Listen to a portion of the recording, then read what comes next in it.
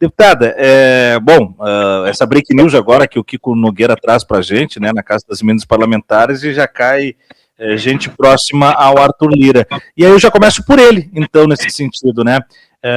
Ontem nós traduzíamos aqui no programa que a permanência do deputado Glauber, ela não é só uma vitória das negociações políticas, né? Porque se traduziu muito isso em termos de notícia dos jornalões, né? Negociação, isso e aquilo, como se fosse também uma forma de criminalizar o tabuleiro da política também, né? Ele só serve para algumas coisas, para outras não. Mas ela é uma vitória também de presença, não contra o Hugo Motta, que é o ventríloco mandalete, mas contra os verdadeiros gestores hoje desse eixo, Eduardo Cunha e Arthur Lira. O que isso simboliza efetivamente a partir de agora? Excelente observação, Thiago. Às vezes, quando tem um processo de luta, de mobilização vitorioso, alguns esquecem de considerar justamente isso que é o fundamental, que é o respaldo e a pressão popular para que as coisas se reflitam dentro do Congresso Nacional. E, recentemente, o país passou, claro, com outra dimensão, mas por um processo semelhante, que foi a derrota da PEC da blindagem. Foi aprovada no plenário, o povo tomou as ruas e foi enterrada no Senado. Agora também foi aprovado, infelizmente, o PL da dosimetria, que é uma espécie de anistia para os golpistas, ainda que não integral. É uma esculhambação, né, porque reduz para até 2 anos a possibilidade de prisão em regime fechado do Bolsonaro e reduz a pena de todo mundo. E a gente tem uma nova mobilização convocada também para domingo. E a tentativa de cassação do Glauber faz 1 ano e meio que começou esse processo, foi marcada por todo tipo de luta possível, necessária, foi apostado em todas as táticas, houve muita adesão, mobilização, e eu aproveito aqui para, em nome dele, mas claro, em nosso nome, em nome do pessoal, mas também da nossa família, agradecer muito, assim, a solidariedade, as mensagens, a mobilização, a presença, o carinho, tudo.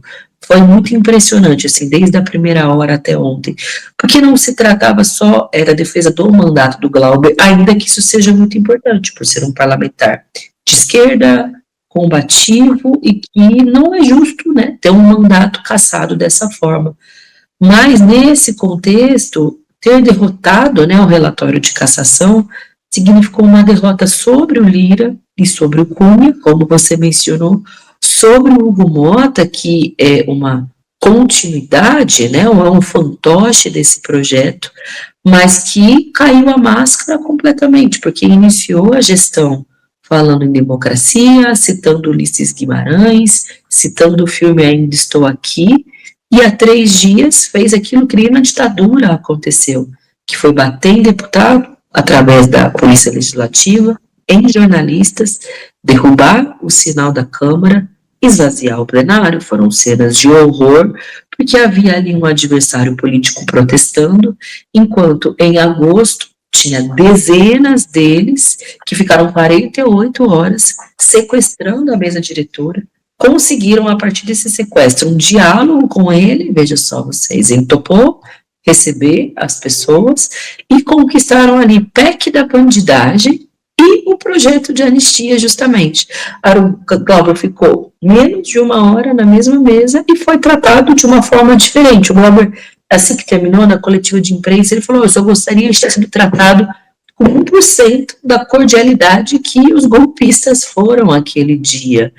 Por isso que o que eu estou querendo dizer é que a defesa do mandato, a vitória, né, da manutenção do mandato do Glauber, foi uma vitória de todos aqueles que lutam contra o golpismo, que estão indignados com a hashtag, né, traduzido através da hashtag Congresso Inimigo do Povo, que tomam as ruas e que estão indignados com esse cinismo golpista do Hugo Motta, de seguir avançando com a pauta da extrema-direita, atacando a esquerda, atacando a democracia e querendo ali fingir que tá em cima do muro, sendo que o que ele está fazendo, na verdade, é tentar pavimentar a candidatura do Tarcísio de Freitas para a presidência, né? Isso é muito evidente, eles são do mesmo partido, de uma hora ele recebe ordem do Lira, outra hora do Tarcísio, outra hora do Sóstenes, outra hora do Valdemar, ele só não tem, aparentemente, a própria firmeza política.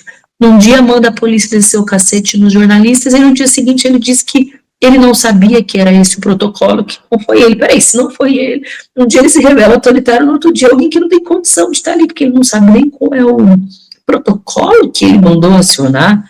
Eu nunca vi algo do tipo, sinceramente, assim, alguém tão inabilidoso, frágil e autoritário como ele. Por isso que foi uma vitória da democracia, né, em última instância, contra todos esses poderes que se instalaram, né, no Congresso Nacional.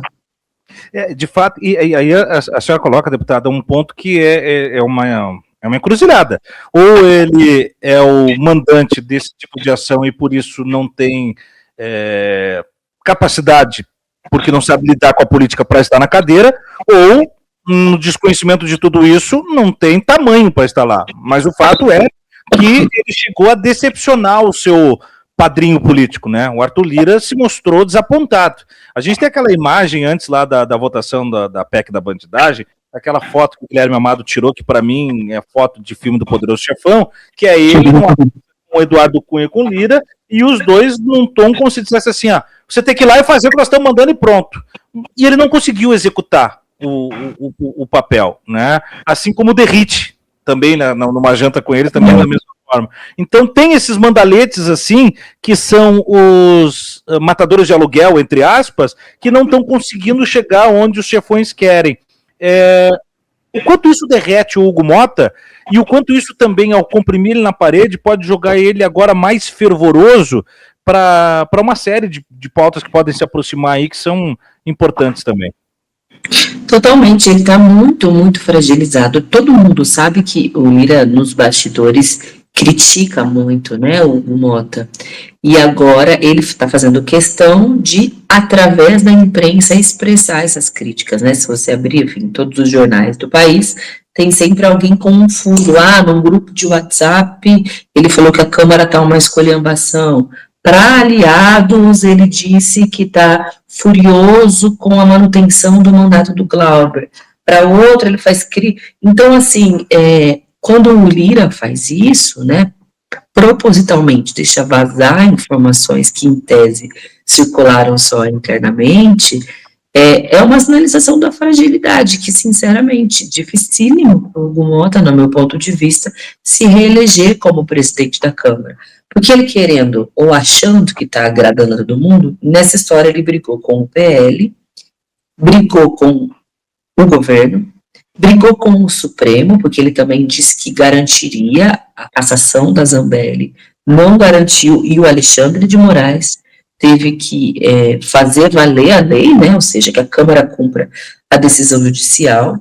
Foi derrotado por um parlamentar, entre muitas aspas, isolado do PSOL. Quero dizer que não é, que a Câmara não gosta dele, isso é óbvio, os deputados, mesmo os que foram defender, fizeram questão de dizer isso, mas que estavam mantendo o mandato por uma questão de justiça, né, de democracia. Cara, ele perdeu para todo mundo. A impressão que eu tenho é que ele perde principalmente para ele mesmo. Então, e a Câmara não tem bobinho, né? A minha amiga, a deputada Fernanda Melchiona, ela costuma dizer que o mais bobinho ali dentro é deputado, ou seja, não tem bobinho ali. E tem gente que é muito pelo contrário, é muito espertinha. E vê ali que tem um vácuo de poder e já está se impondo, é óbvio. Enfim, se fala inclusive em crime de responsabilidade, seja por descumprir a decisão do Supremo, seja por ter mandado bater na imprensa, seja por ter fechado a Câmara para que os próprios deputados não conseguem mais entrar, tudo. A gente não sabe por onde começar, né, nesse show de trapalhadas, algo que, honestamente, eu nunca vi, ainda que, enfim, tenha só 36 anos, mas do que eu conheço, eu nunca vi. Então, está pavimentado, né, o caminho para qualquer outro nome disputar a presidência. Claro, ainda tem uma eleição no meio do caminho, eleição nas urnas, né, o povo brasileiro pode mudar minimamente a configuração do Congresso, mas fato é que é um rei de mentira, né, um rei que não reina, e que aí a turma acaba fazendo o que quer mesmo, né, e ele tem derrotas diárias sucessivamente.